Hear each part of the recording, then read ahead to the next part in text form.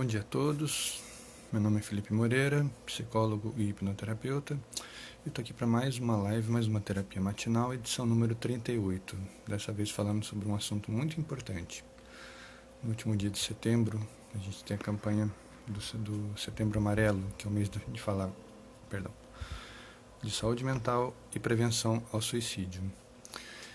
E como não podia deixar de passar batido, né? Eu tenho falado bastante sobre a questão da ansiedade, sobre a questão da depressão e bastante tocado na tecla da importância de cuidar da saúde mental, da atenção familiar, atenção da comunidade com relação a esse assunto tão importante. E muita gente tem me pedido para falar um pouco mais sobre a questão do suicídio, né? Por ter preocupação com o ente querido, por de repente ter um histórico na família de tentativa, ou pessoal. Inclusive eu atendo algumas pessoas que têm, né, um relato de tentativas anteriores. E eu percebo o quanto esse assunto ainda é encarado com muito tabu por muita gente. Eu vejo até em rodas de amigos, quando um assunto aparece, às vezes até por uma brincadeira, num tom mais jocoso. O assunto aparece e da mesma forma que apareceu, acaba. As pessoas param de falar, desconversam, vão falar de outras coisas. Bom dia, pessoal que está entrando aí, sejam bem-vindos. Chamem os amigos que o assunto hoje vai ser bem interessante, vai ser bem importante, tá? No universo terapêutico, no universo psi. Então, eu percebo quantas pessoas ainda têm muita ressalva para falar do assunto. Por outro lado, muita gente ainda encara erroneamente o suicídio como um sintoma, como uma característica de uma doença. A pessoa que tem propensão ao suicídio, a pessoa que tem ideação suicida, que pensa nisso, tem depressão. Não necessariamente. Eu vou falar daqui a pouquinho, um pouquinho de cada transtorno e como cada um vai lidar com a questão do suicídio. E vocês sabem o que é o mais assustador? Para muitos, o pior não é a questão do suicídio quando a pessoa só enxerga como única opção. A pessoa está num patamar de desespero tão grande que o suicídio é a única coisa que ela enxerga. É perigoso, tá? Mas você sabe o que é muito pior? Aquela pessoa que enxerga outras possibilidades e mesmo assim escolhe o caminho do suicídio porque para ela é o que faz mais sentido. Para ela é o natural diante daquilo que ela está sentindo, diante daquele estado de desespero, de desesperança.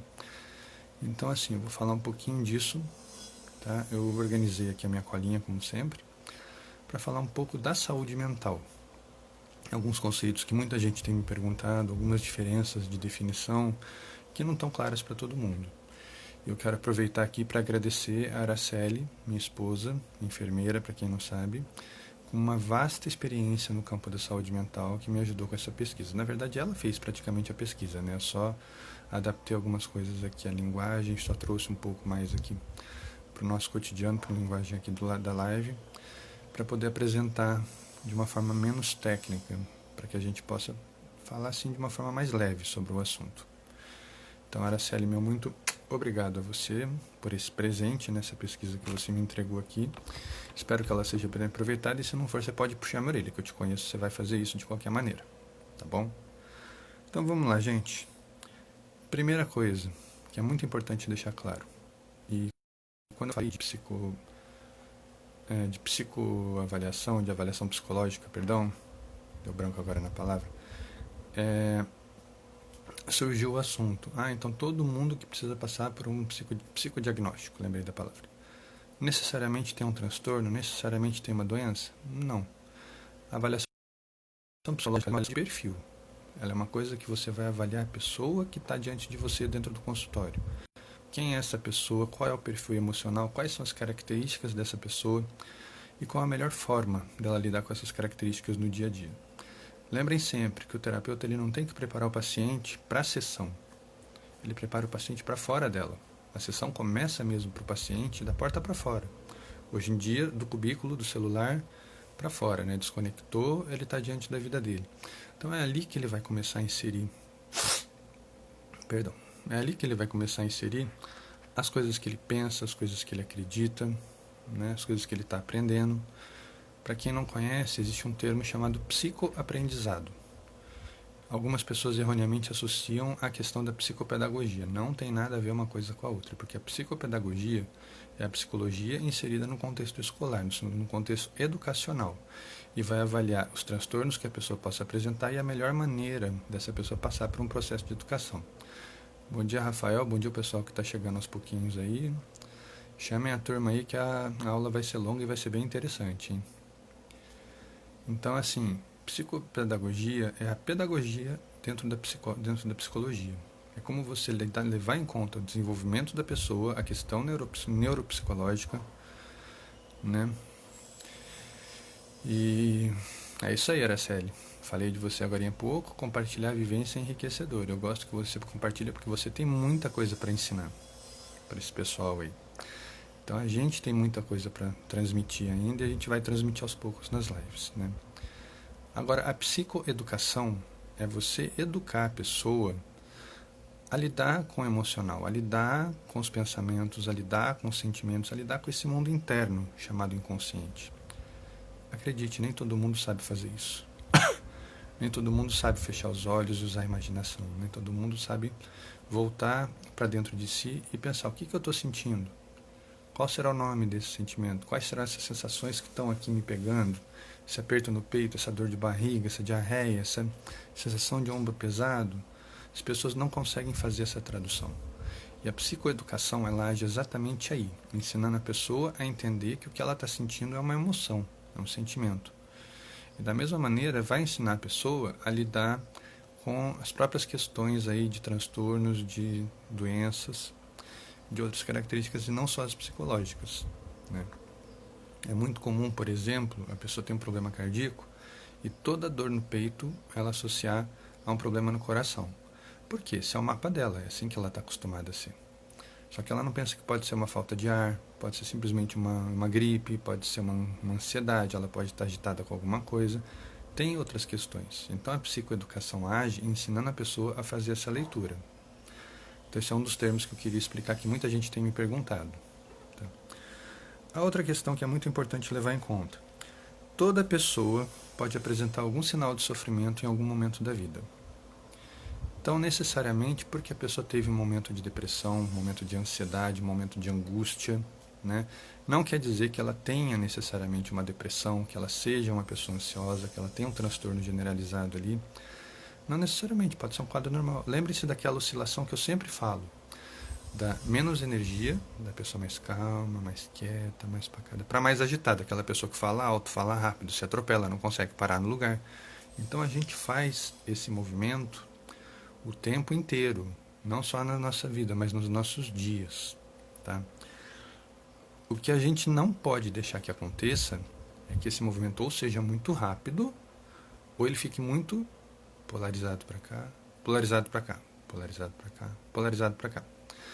Então, assim, tem que haver um fluxo orgânico aqui. Tem que haver um movimento constante dessa energia, desse fluxo de pensamentos, sentimentos e emoções. Quando isso não acontece, ou porque foi interrompido, ou porque a pessoa... Desculpem. Perdão. Ou porque a pessoa não está sabendo lidar com o que ela está sentindo, é que ela deve procurar ajuda. Tá? Não quer dizer, levantando a bandeirinha aqui, ainda vou arrumar uma bandeirinha e eu esqueço. Não quer dizer que ela esteja ficando doente, que ela esteja enlouquecendo. Quer dizer que ela está tendo uma dificuldade, que ela está demonstrando um limite próprio. E o profissional da saúde, ele está lá para ajudar a pessoa a passar por isso, a lidar com esse limite. A ensinar a pessoa a olhar para dentro dela, né? No meu consultório mesmo, sabe uma das coisas mais difíceis de ensinar para os meus pacientes, por incrível que pareça? Vou ensinar para vocês agora, vocês vão fazer o teste e vão me dizer. Fechem os olhos, respirem bem devagar, segurem por 5 segundos e soltem bem devagar.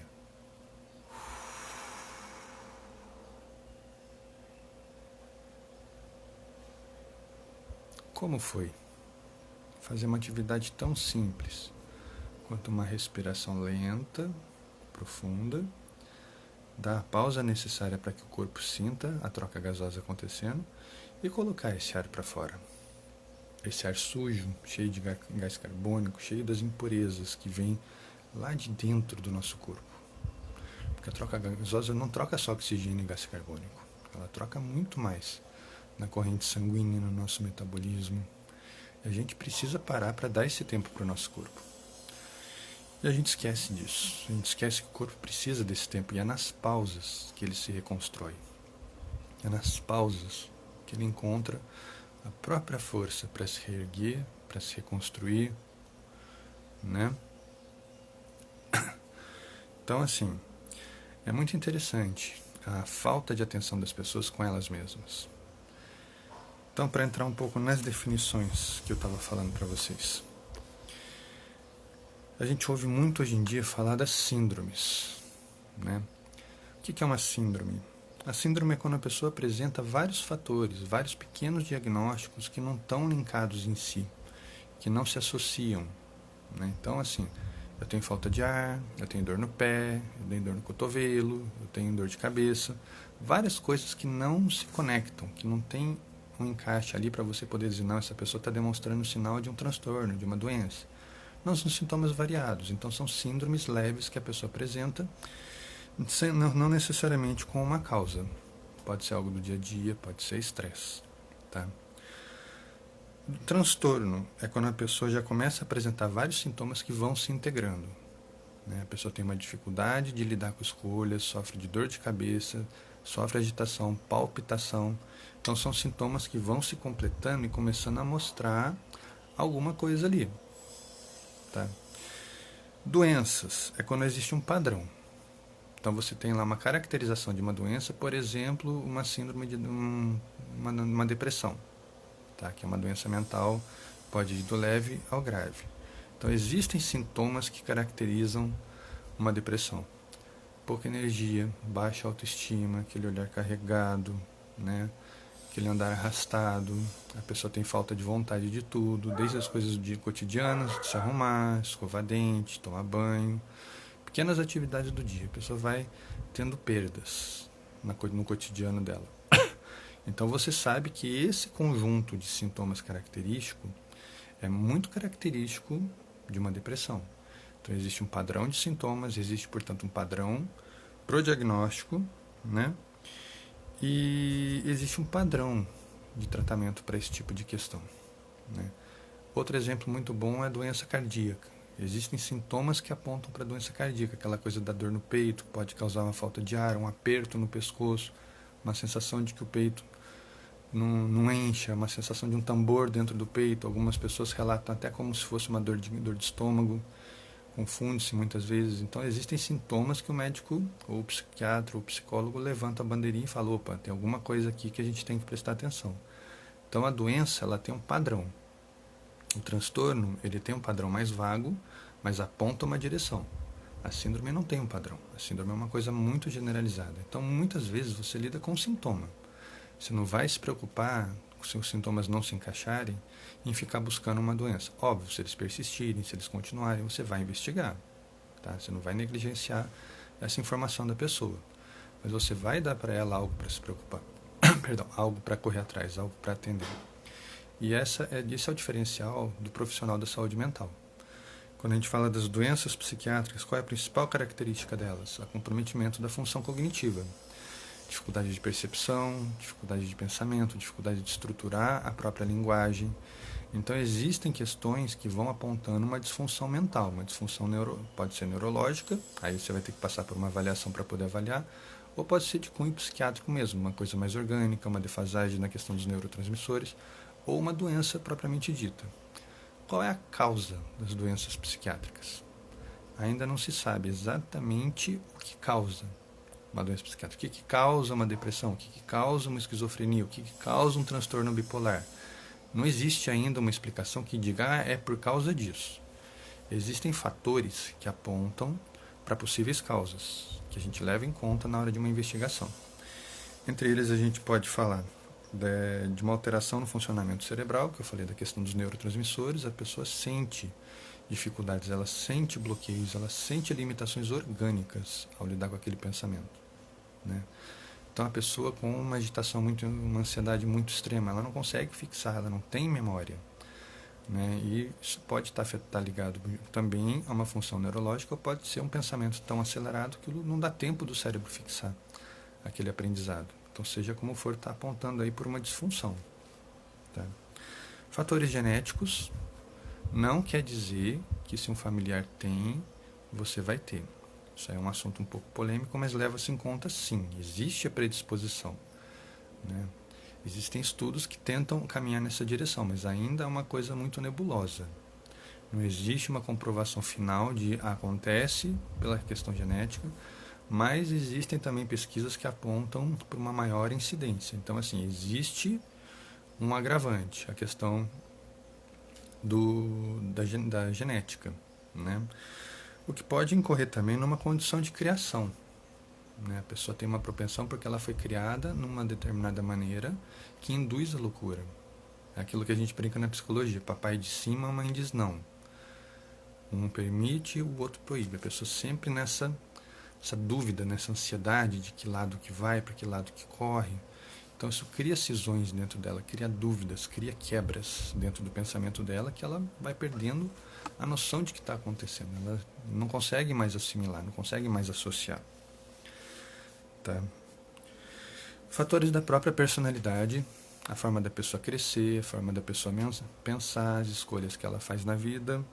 E o principal agravante de todos, os dois principais agravantes de todos que a gente tem aí: históricos de abuso, sejam psicológicos, sejam abusos sexuais, sejam abusos físicos, violência, são agravantes para o surgimento de determinados quadros psiquiátricos aí. Uma depressão, uma esquizofrenia, um transtorno de ansiedade, uma síndrome do pânico. Então são várias coisas que esses históricos de agressão podem desencadear. Podem, não quer dizer que vão, né? Eu conheço gente que, por exemplo, já foi agredida na rua e se tornou uma pessoa agressiva por autodefesa. E conheço gente que já foi agredida na rua e adquiriu síndrome do pânico. Eu conheço gente que foi agredida na rua e não mudou em absolutamente nada a vida dela. Então não é que necessariamente essas experiências vão causar uma modificação, elas vão ter um efeito psicológico. Agora, como a pessoa vai lidar com isso? Vai depender da personalidade dela, vai depender da maturidade neurológica dela e de como ela vai saber lidar com essa questão. Se ela vai saber lidar e como ela vai saber lidar, o tipo de apoio que ela encontrou, apoio profissional, apoio familiar. O apoio familiar é muito importante nessas horas, principalmente nas questões do abuso. Porque é muito comum, dependendo do tipo de abuso, a família ser a primeira a virar as costas. Por não aceitar, por ser um tabu dentro da família tocar no assunto, questionar essa situação. Então vai se perpetuando e garantindo que aquilo vá acontecendo mais vezes. Isso é muito comum em lares, por exemplo, onde tem muita agressividade, muita violência, né? Fora dali ninguém toca no assunto. Dentro muito menos. Então, assim, são vários, como vocês podem ver, vários fatores para levar em conta, né? E outro fator muito importante de a gente levar em conta é o abuso de drogas. O abuso de álcool, o abuso de drogas, o abuso no cigarro. São coisas que enfraquecem o corpo, são coisas que vão causar defasagens aí, comorbidades orgânicas devido à redução na resposta imunológica da pessoa. Lembra que a mente é parte do corpo, então você enfraquece a mente e você enfraquece o corpo, né? Da mesma forma como a gente está mais fraco, está mais cansado, a gente pega a gripe com mais facilidade. Uma mente cansada, uma mente estressada, uma mente assustada, uma mente agitada está mais propensa a desenvolver uns transtornos mais severos aí, dependendo dos gatilhos, dependendo de como ela é exposta a isso. Tá? Então, muitos dos desequilíbrios, como vocês podem ver, tem vários fatores que podem causar. Os estudos ainda não apontaram para uma receita que diga, isso aconteceu na vida da pessoa, ela vai ter uma depressão. Isso aconteceu na vida da pessoa, ela vai desenvolver uma esquizofrenia, um transtorno psicótico. Isso aconteceu na vida da pessoa, ela vai ter um transtorno de ansiedade, uma síndrome do pânico. Existem possibilidades, tá? Lembrando que na doença mental você tem que ter um padrão.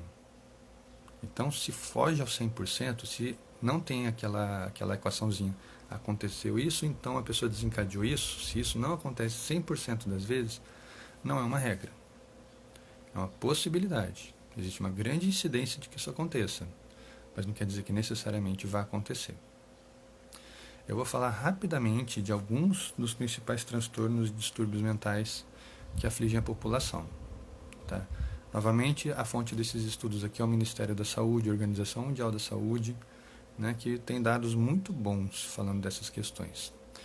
Vou falar de alguns, não vou falar de todos, e se vocês tiverem algumas dúvidas aí, alguma questão com relação ao que eu estou falando, eu sei que é muita informação, mas eu tenho que passar por tudo isso para poder chegar na questão do suicídio, que é muito, vocês vão ver que é muito grave, esses elenques aí, esses gatilhos. Então, transtorno depressivo maior. O que é um transtorno depressivo maior? Como eu falei, é muito comum a pessoa ter fases depressivas na vida dela. Ela está agitada, ela está estressada, ela está cansada, ela não tem vontade de estudar, ela não tem vontade de trabalhar. A gente tem dias assim, aquele dia que você acorda e não quer sair da cama de jeito nenhum. Bom dia, Zé, bom dia o pessoal que está chegando aí, chame os amigos. Tem muita coisa para a gente falar ainda hoje aí. Então, assim, tem dias que a gente está assim. O que caracteriza um transtorno maior na depressão? Você tem que estar assim todos os dias. Não é um dia sim, dia não, não é alguns dias sim, alguns dias não. Você tem que estar assim todos os dias durante 2 anos. Para isso ser caracterizado. Isso é uma média, tá, gente? Não é que é 2 anos ali cravadinho no relógio.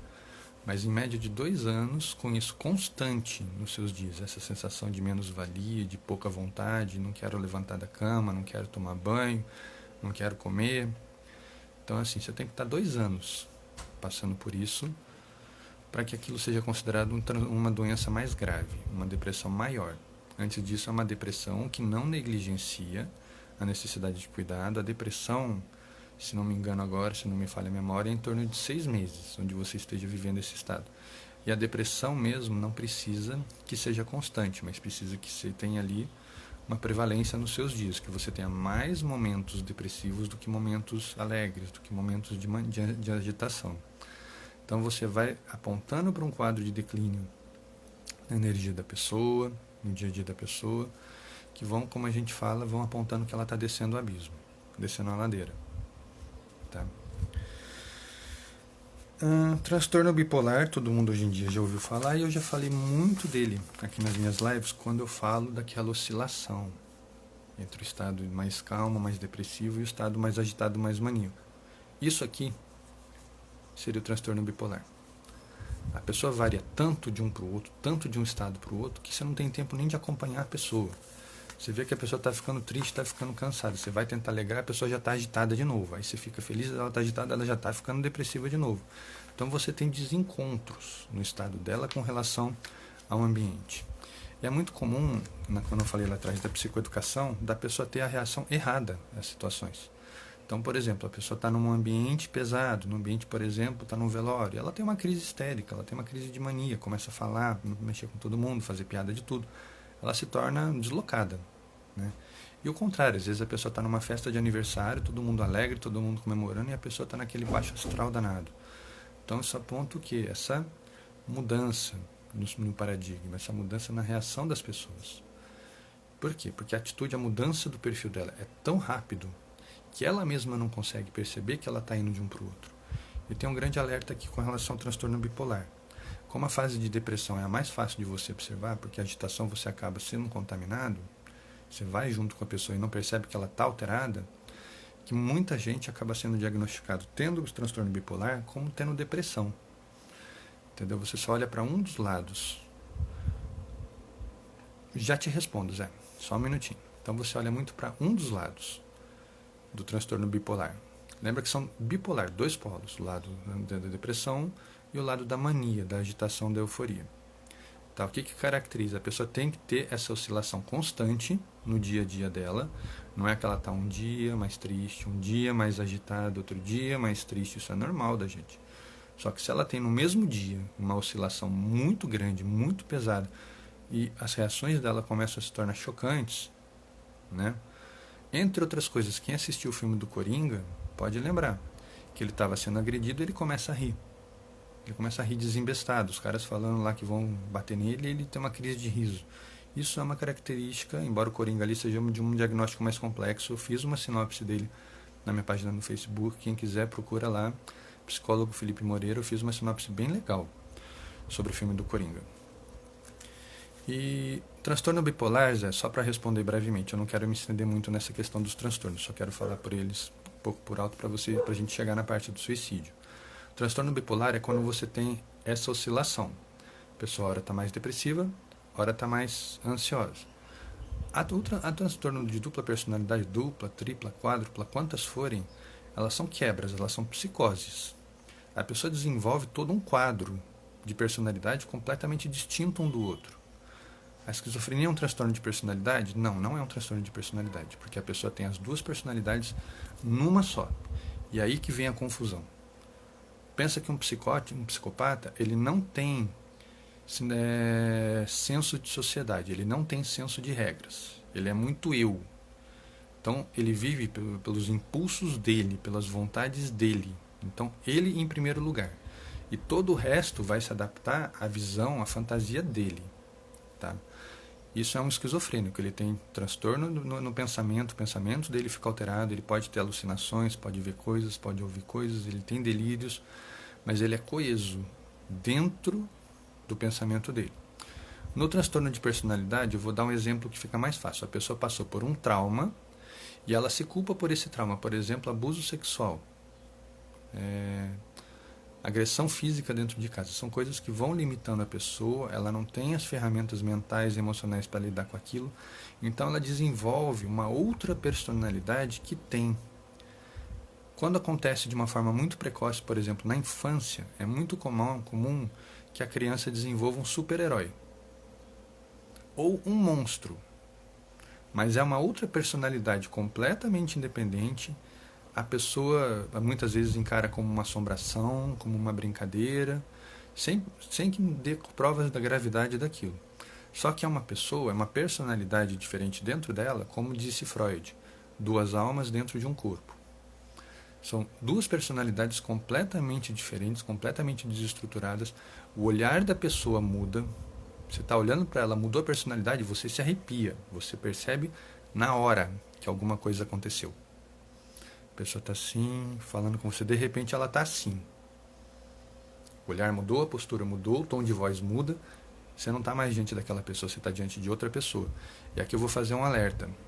O pessoal que gosta de trabalhar com hipnose, com quadros de psicose, tomem muito cuidado quando vocês estão trabalhando com uma pessoa que tem um transtorno de personalidade ou mal diagnosticado ou não diagnosticado. Porque se a segunda personalidade for violenta, você tá, vou falar um palavrão, vocês me desculpem, você tá fudido, tá? Porque você provocou que o pior lado da pessoa que poderia aparecer naquele momento apareça na sua frente. Você está lidando com uma pessoa medrosa, você está lidando com uma pessoa tímida, você está lidando com uma pessoa ansiosa, de repente você tem uma pessoa agressiva, violenta, dominante, que não aceita não. Você não vai parar essa pessoa.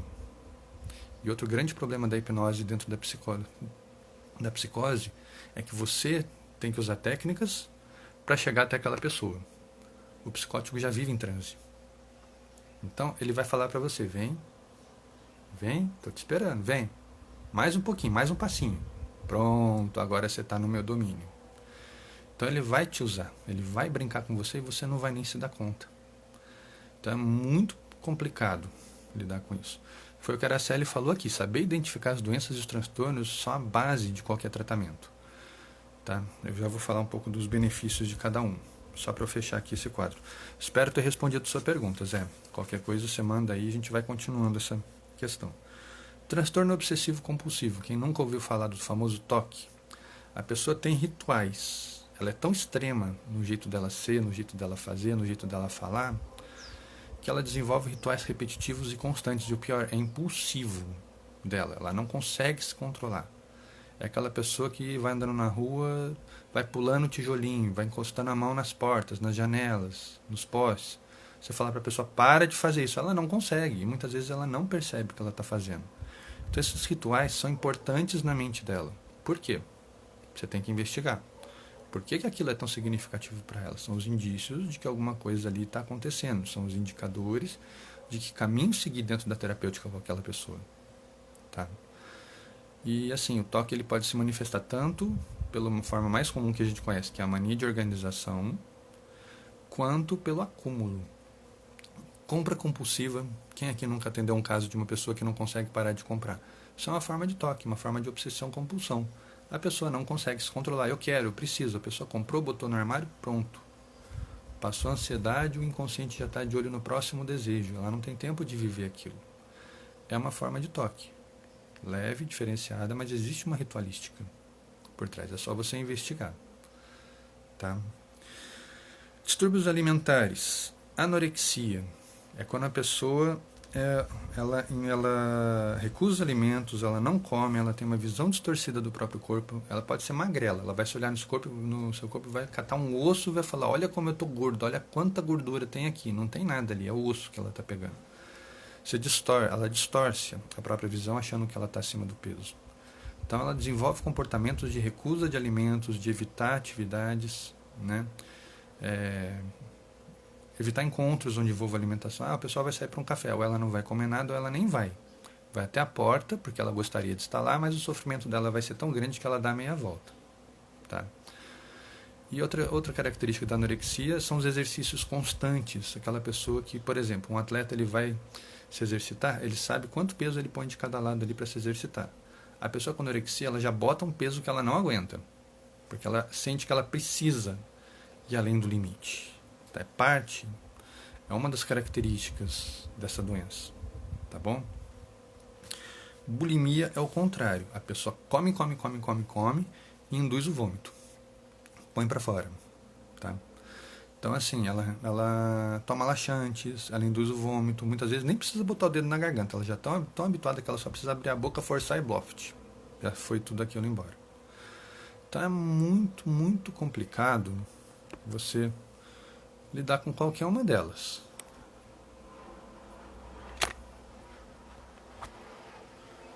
Então, assim, vamos manter as atenções. Como a Araceli falou, vamos primeiro identificar. Lembre-se de Erickson. Acompanhar. A pessoa está te trazendo uma série de questões. Anota tudo que ela está te trazendo, todas as características que ela está te dando. Sem se preocupar nesse momento em dar um rótulo para aquilo. Porque o pior lado do diagnóstico é quando você está preocupado em rotular a pessoa. Ouça, aprenda sobre ela o que ela está te dizendo, para você poder ajudá-la a lidar com aquilo. Transtorno de ansiedade, não preciso me estender muito, eu estou sempre falando deles, é quando a pessoa perde o controle da própria aceleração. O pensamento já está tão além do limite dela, tão fora do momento, que ela se perde, propriamente dita. Né? Então, não vou me estender, a gente está sempre falando do transtorno de ansiedade. Se alguém tiver alguma dúvida, por favor, manda aí nas perguntas que eu respondo, que eu volto. Tá bom? As síndromes mais comuns que a gente tem hoje em dia. A somatização, todo mundo que trabalha com terapia já pegou um paciente que somatiza. Muito características as dores. Geralmente vão ser somatizações nas mesmas partes do corpo. E isso dá uma leitura muito legal do que está acontecendo. A pessoa tem muito dor de barriga, a pessoa tem muito dor no ombro, a pessoa tem muito dor na perna. Tudo isso vai te dar uma leitura do que pode estar acontecendo na vida dela. Então aproveitem essa questão. Aproveitem.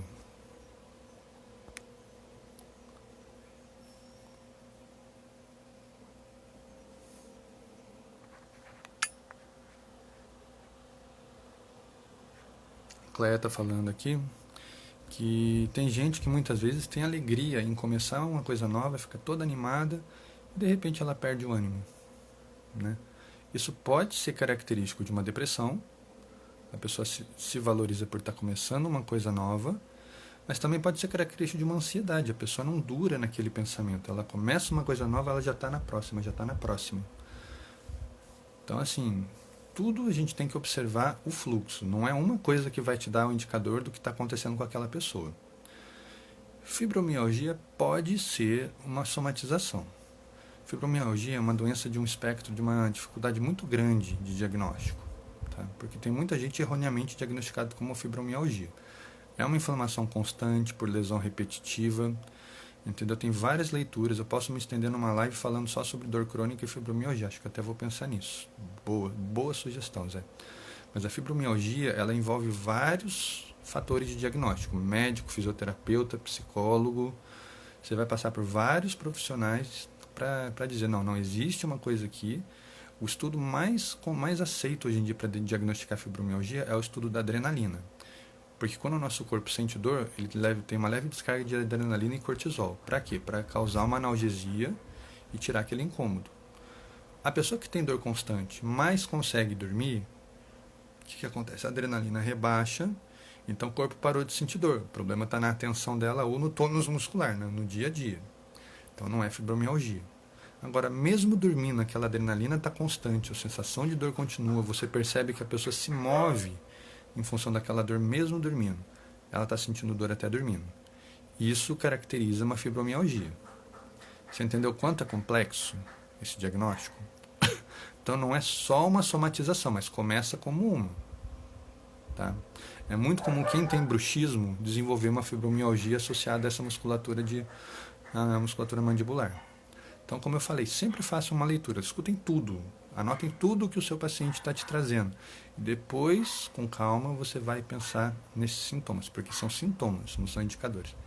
E se ele chegar para você e falar, eu tenho transtorno bipolar, a primeira pergunta que você vai fazer, quem foi que te diagnosticou? Vocês sabem o que eu já ouvi de paciente? Eu fiz um teste na internet. Eu falo para a pessoa, esquece. O teste da internet não é avaliação, não serve para nada. Vamos começar do zero. Mas faz sentido para mim, mas não é psicológico. Não existe. Vamos começar do zero. Se você quiser, eu começo um processo de diagnóstico com você. Eu, no caso, que eu sou psicólogo. Tá? Psicólogo, psiquiatra, neurologista podem fazer isso. Terapeutas têm seus recursos, mas não podem dar diagnóstico. Tá bom? É um diferencial muito grande com relação à linha profissional dos dois. Eu também já falei bastante disso aqui e não vou me estender agora de novo. Tá? Então desconfie quando a pessoa te trouxer um diagnóstico. Pergunte onde ela conseguiu, quem deu aquilo para ela. Então a somatização, a demência, segundo o estudo da Organização Mundial de Saúde, 50 milhões de pessoas no mundo sofrem de algum tipo de demência. E ela é muito caracterizada ou por lesões, pancadas na cabeça, agressão, acidente vascular cerebral, derrame, o famoso derrame, ou transtornos, entendeu? Transtornos, outros tipos de doença de inflamação, falhou a palavra agora, mas é uma doença que também provoca a degeneração e o famoso Alzheimer. Tá? Você tem uma perda neurológica. A demência, gente, aprendam uma coisa, ela não é reversível. É isso que caracteriza ela. Ela é progressiva. Você consegue estagnar a evolução, você consegue reduzir o avanço, mas você não cura a demência. Você pode fazer com que ela demore mais para se desenvolver, mas curar ainda não existe uma cura para ela. Muito comum na velhice, só que o que diferencia a senilidade da demência? A senilidade acontece numa idade avançada. Vamos dizer 60, 70, me corrijam aí, eu não sei como é que está essa estatística, da última vez que eu li era em torno dessa idade. Quando ela acontece antes dessa idade, e hoje em dia acontece muito por conta dos nossos maus hábitos alimentares, estresse, ansiedades do dia a dia, doenças mentais que a gente não trata, abuso bioquímico, cigarro, bebidas, drogas, a gente está tendo demências muito precoces. Eu já tive um paciente o mais novo que eu atendi, se eu não me engano, tinha 27 anos, com quadro de demência, para vocês terem uma ideia. Ele usou tanta droga que ele acabou com o cérebro dele.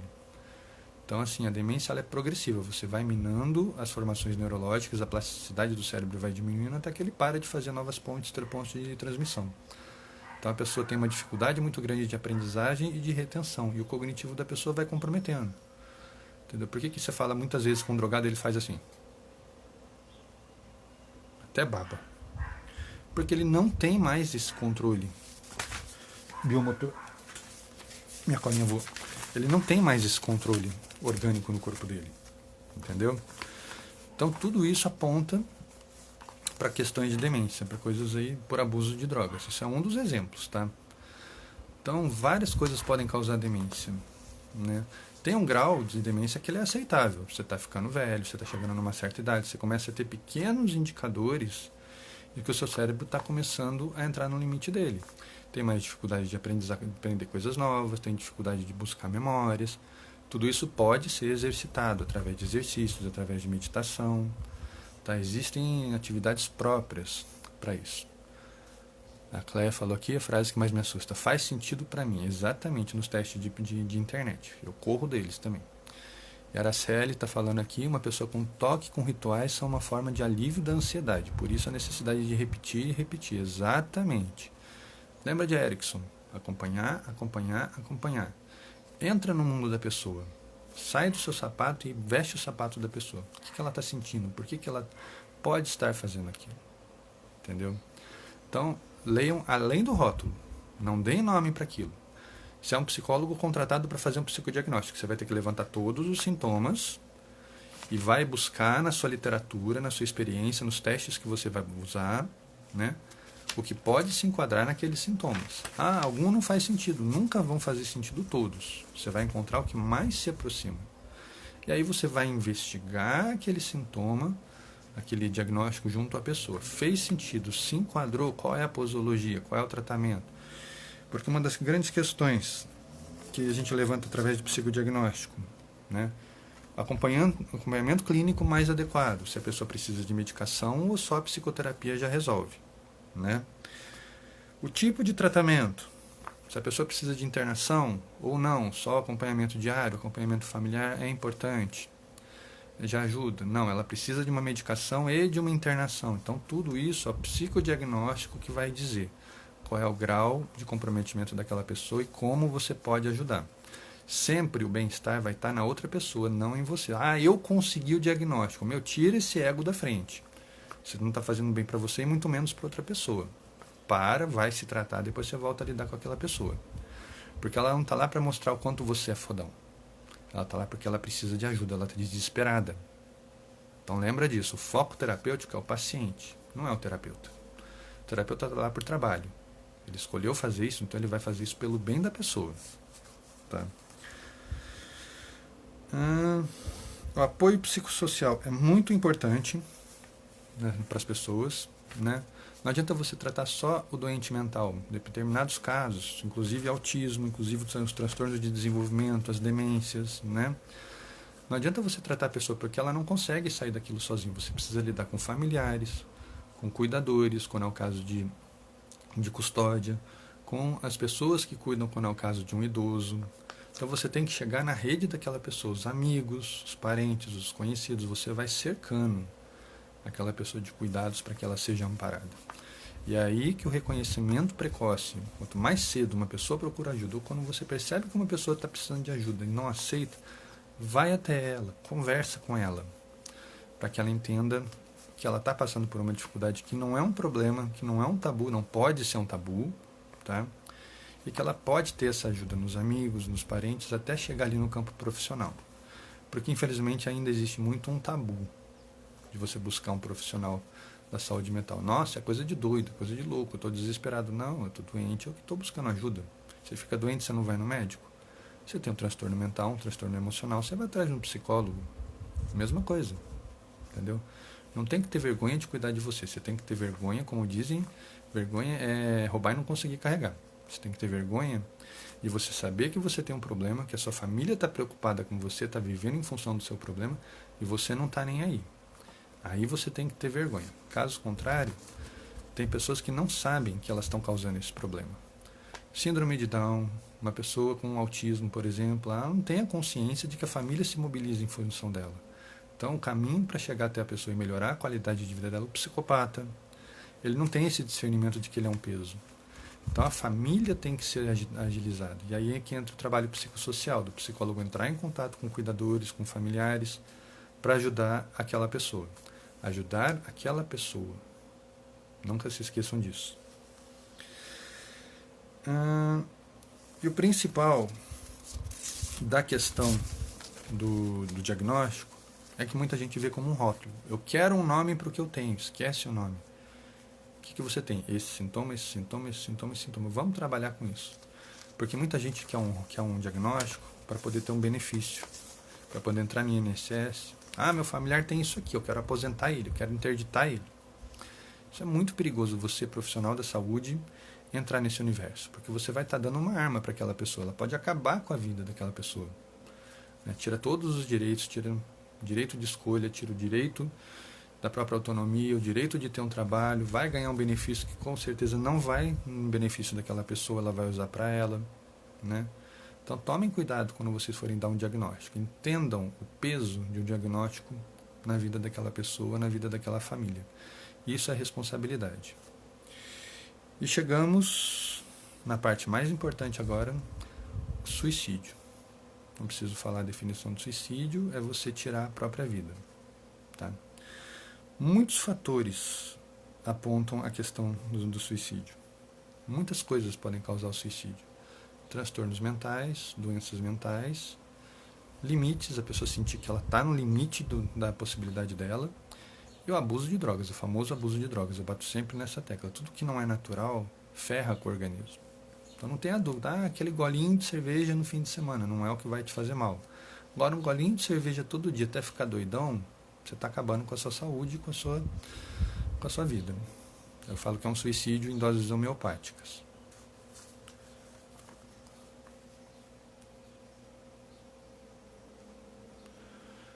Depende, Zé. Se a pessoa consegue não fazer, não é um toque. Se a pessoa precisa, se ela chegar a voltar e conferir de novo, pode ser um toque, pode ser. É muito específico. Tudo a gente tem que olhar conjunto de quadros, não é um quadro que vai apontar. Pode ser? Pode ser. Entenda como isso pesa na vida da pessoa, porque o toque, o ritual tem um peso. Tá? E uma coisa que é pouco dita, o toque pode levar ao suicídio, vocês sabiam disso? Porque a pessoa ela fica num estado de desespero tão grande quando ela não consegue cumprir os rituais dela, que ela se mata. Ela não consegue lidar com a angústia que ela está sentindo, com a ansiedade que aquilo está causando nela. Ela se mata, ela acaba com a própria vida. Então, doenças mentais, uma estatística que eu achei muito interessante. 80% das pessoas que concluíram o suicídio buscaram ajuda profissional 1 ano antes. Passaram por psicólogo, passaram por psiquiatra e mesmo assim terminaram com a própria vida. Por que será que isso acontece? Porque o suicídio tem uma característica que eu falei lá no começo. O problema não é a pessoa que só enxerga o suicídio como uma opção porque ela sente. O problema é quando o raciocínio dela torna natural a opção do suicídio. Eu vou dar um exemplo da depressão de um vídeo que eu vi de um estudo psiquiátrico, depois eu disponibilizo na descrição do vídeo. Não sei se eu vou conseguir aqui no IGTV, mas no vídeo do YouTube eu coloco o link. A pessoa se anula de tal maneira que o psiquiatra pergunta para ela, mas você tentou suicídio? Não tentei, tentei, eu cortei meus pulsos. Mas por que você fez isso? Porque eu já não sentia mais nada mesmo, a minha família já não queria mais saber de mim, eu não tinha nada, eu era um nada. Ai, até arrepio. Você entendeu? É natural para a pessoa pensar no suicídio. Aí é que está o problema. Porque a pessoa que só vê o suicídio, ela entende que existe uma angústia. Por mais que ela não busque ajuda, mas ela entende que é um problema. E ela dá mostras disso. Você sabe que a pessoa está pensando nisso, porque se ela só pensa nisso, ela só vai falar disso. Agora, a pessoa que pensa em tudo e recorre ao suicídio, ela está alinhando o pensamento nessa direção. Então, indicadores que a pessoa pode estar dando aí. Ela tem planos de suicídio. Como eu falei, ela planeja o suicídio. Então, assim, ela sabe como ela vai fazer, ela cria rituais para fazer. O toque pode desencadear, ela pode incorporar no processo de suicídio dela. Se ela não tiver o apoio adequado, se ela não tiver a proximidade familiar, ela vai se suicidar e ninguém vai nem perceber, porque na cabeça dela ninguém está percebendo ela. Bullying, o famoso bullying. Você espreme a pessoa até que o desespero dela se torne tão grande que ela quer acabar com aquela dor, não importa como. Entendeu? Então, vários fatores mentais, várias características aí sociais podem levar naturalmente à opção do suicídio. E, infelizmente, a gente tem os malditos grupos de apoio a suicidas na internet. Facebook, Instagram, né? Pessoas que encorajam. Pessoas doentes ou psicopatas, não sei, que encorajam a pessoa a se matar. Lembra um tempo atrás daquele grupo, do famoso grupo da Baleia Azul? Foi um exemplo disso daí. Um desgraçado com uma brincadeira passou a incitar adolescentes no mundo inteiro a acabar com a própria vida. Foi fazendo rituais, foi fazendo desafios, até que as pessoas começaram realmente a se matar. Então, pode ser uma brincadeira que fugiu ao limite ou pode ser uma perversão da pessoa. Ele quer ver o outro se matar, ele quer ver o outro se destruir. Uma doença mental, uma psicopatia isso. Entendeu? Então, bullying pode ser um causador.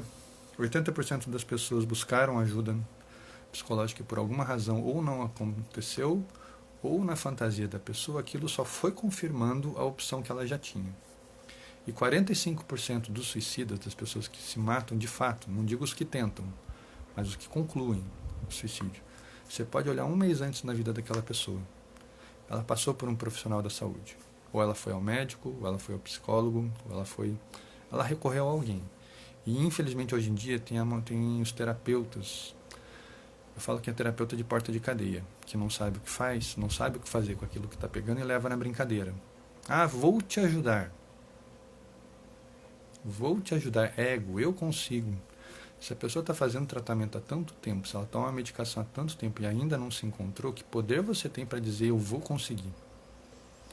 Nós vamos conseguir, nós vamos passar por esse processo. Você engaja a pessoa na busca dela, você dá força para ela, mostrando outras possibilidades, reforçando que as outras escolhas são melhores do que o suicídio. Entendeu? Então, um alerta aí que eu faço encarecidamente. Se você tiver a desconfiança de que um amigo, um parente esteja com ideação suicida, esteja pensando nisso, mesmo de brincadeira, procura ajuda. Conversa com ele, ele não quer ajuda, procura ajuda de um familiar dele. Olha, a gente estava conversando e ele falou isso. Está tudo bem com ele? Está acontecendo alguma coisa? Joga para a família. Levanta na família a bandeirinha da atenção. Ele vai ficar bravo porque você foi contar para a mãe dele. Não interessa, você está fazendo isso pelo bem dele, já que ele não aceita ajuda, você mostrou que você está preocupado com o que está acontecendo com ele. E você foi atrás de saber. Isso não faz de você um desgraçado, isso faz de você um grande amigo. Então não tenha medo disso, não tenha vergonha disso. Então, grandes complicadores aí que a gente leva em conta quando a gente fala do suicídio. 20% das pessoas que se matam tiveram histórico de tentativas anteriores. Então, se a pessoa já tentou suicídio uma vez e não conseguiu, não foi até o fim, ou porque se acovardou, ou porque foi impedido, você pode ter certeza que a chance é muito grande de que ele tente novamente. Ou porque ele teve muita atenção e de uma forma patológica ele vai querer aquilo, fez bem para ele, aproximou as pessoas dele na loucura dele, ou porque ele vai se sentir frustrado de não ter conseguido, porque para ter tentado ele reuniu forças. Tá? Uma forma muito comum de tentativa de suicídios que a gente leva em conta, mas é um peso diferente, é a tentativa de suicídio na adolescência. Tem determinadas idades que tem uma incorrência muito maior de suicídio. A adolescência, porque o adolescente está passando por uma alteração hormonal muito grande, de 13 a 19 anos, né? E está no processo escolar de mudança de corpo, mudança sexual, desenvolvimento de maturidade sexual. Tem a questão da opção sexual, tanto homossexual quanto transexual. Eles passam por um momento muito importante na vida deles de determinação de quem eles vão ser, da construção da identidade deles, e isso tem um peso enorme, né? Entra na questão do distúrbio somatoforme, da pessoa não se reconhecer no próprio corpo. Entra na questão de ser aceito pela família, pela sociedade. Então são muitos fatores que podem se voltar contra a pessoa. Então é um peso muito grande. Por isso que a abertura é muito importante, a família estar presente é muito importante. Tá? E depois dos 65, porque é muito normal os idosos entrarem no processo depressivo, porque a vida está acabando, tem mais dias atrás do que na frente. Todos os amigos já estão indo embora, já foram embora, familiares estão indo embora, só está sobrando ele. Então a pessoa entra num estado de desvalorização muito grande, ela vai se anulando porque tudo que ela conhece já não existe mais.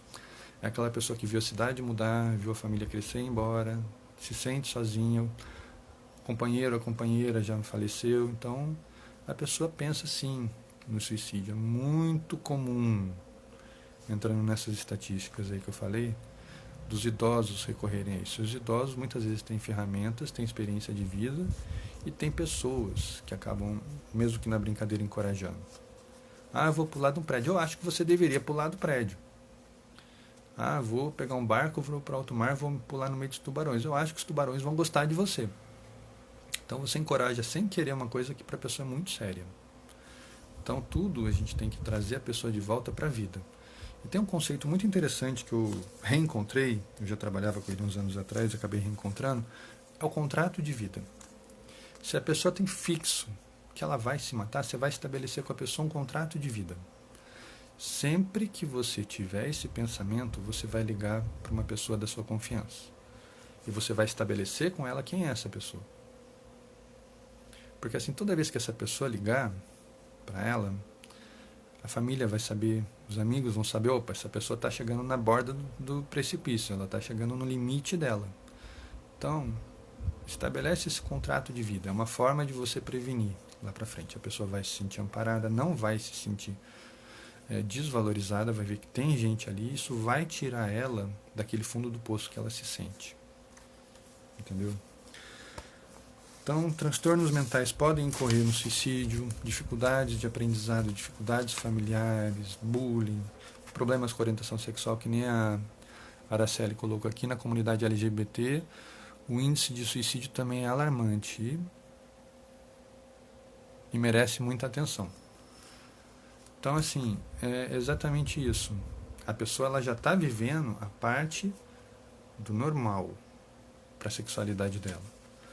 Muitas, pensem em transexuais, pensem em drag queens, elas vivem de uma maneira ainda mais extrema dentro da mudança, dentro da opção sexual.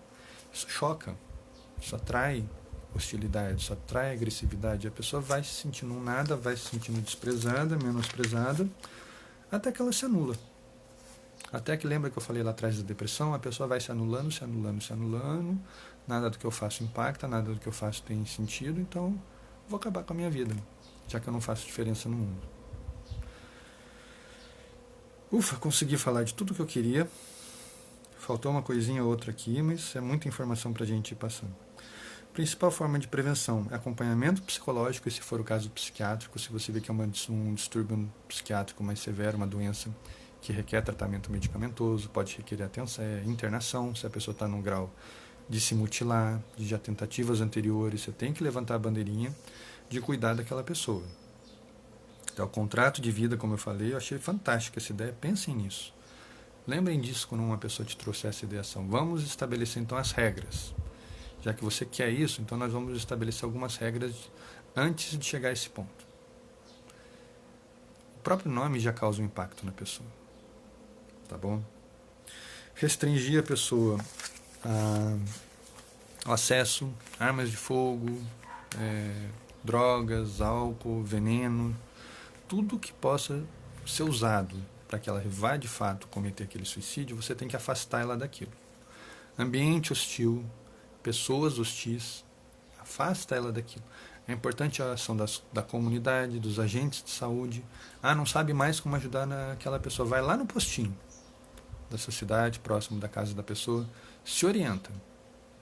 Olha, eu sou amigo de fulano, sou parente de fulano, eu estou observando isso, eu estou muito preocupado. Vocês podem me ajudar, podem me orientar, o que eu posso fazer?